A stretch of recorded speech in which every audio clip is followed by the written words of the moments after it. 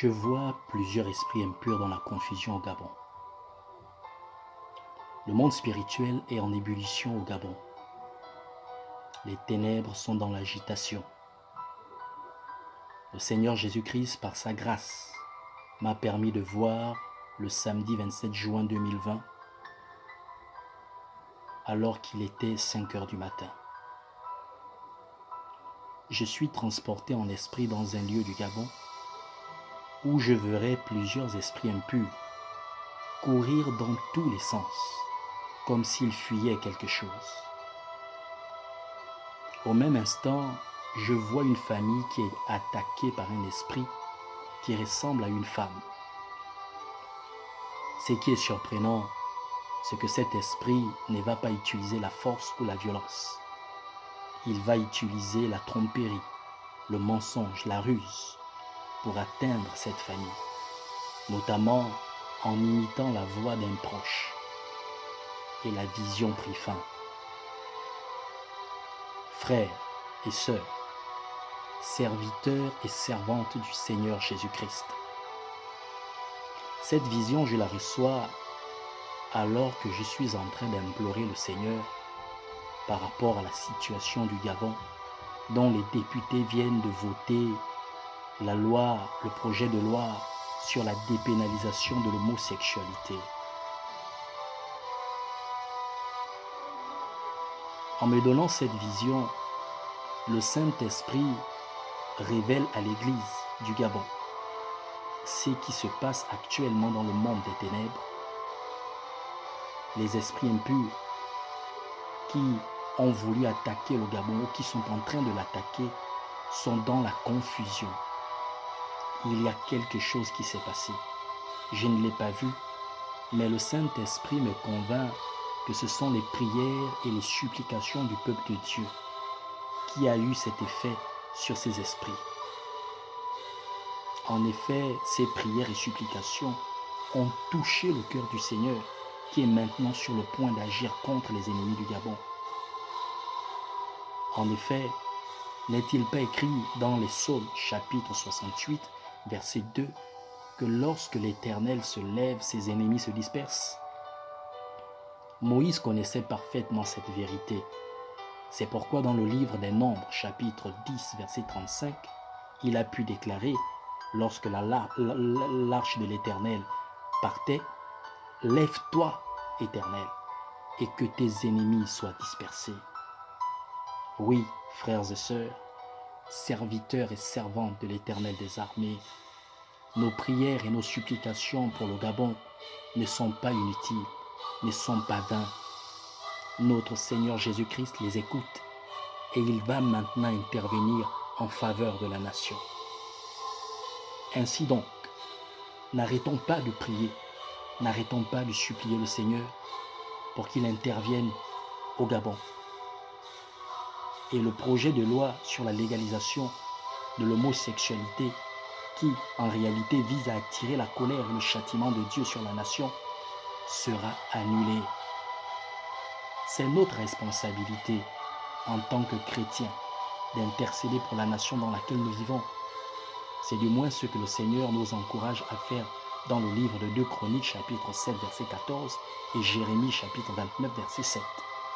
Cependant, le Saint-Esprit nous met en garde contre la présence d'un esprit de tromperie, de mensonge, de ruse, qui a été envoyé par le monde des ténèbres et qui va chercher à introduire de manière subtile certaines choses au Gabon pour affaiblir les familles gabonaises, pour affaiblir le Gabon et le détruire. En lisant le livre de 1 Roi chapitre 22 versets 20 à 23, nous découvrons l'existence de cet esprit de tromperie qui s'est présenté au Seigneur Dieu Tout-Puissant lorsqu'il s'agissait d'aller tromper le roi d'Israël pour le conduire à prendre une décision qui allait lui coûter la vie. Satan aujourd'hui a envoyé cet esprit au Gabon pour tromper le peuple gabonais et le peuple de Dieu en introduisant certaines choses nuisibles que plusieurs accepteront et qui auront un impact négatif sur la cellule familiale et dans la nation. En regardant le livre de Daniel, chapitre 6, versets 5 à 15, nous voyons cet esprit à l'œuvre dans la vie des conseillers du roi Darius. Il va encourager ce roi à adopter une loi qui a été acceptée par tous, mais dont la subtilité visait à porter atteinte à la vie du peuple juif représenté par Daniel. On voit également le même procédé de cet esprit de mensonge dans le livre d'Esther, chapitre 3, 4, 5, 6 et 7. Tout le monde va adhérer à la loi proposée par un homme qui était animé de cet esprit de mensonge et qui visait en fait la destruction de la nation juive. Et c'est ce qui se passe aujourd'hui. Satan, qui a toujours procédé de la sorte, veut également le faire au Gabon. Il veut utiliser certaines personnalités politiques, certaines personnes élevées en dignité pour introduire des choses au Gabon, telles que l'homosexualité. En introduisant ces choses en réalité, ils veulent que la colère de Dieu puisse tomber sur le Gabon et détruire cette nation. Cet esprit qui agit déjà au Gabon a réussi son premier coup avec notamment la dépénalisation de l'adultère.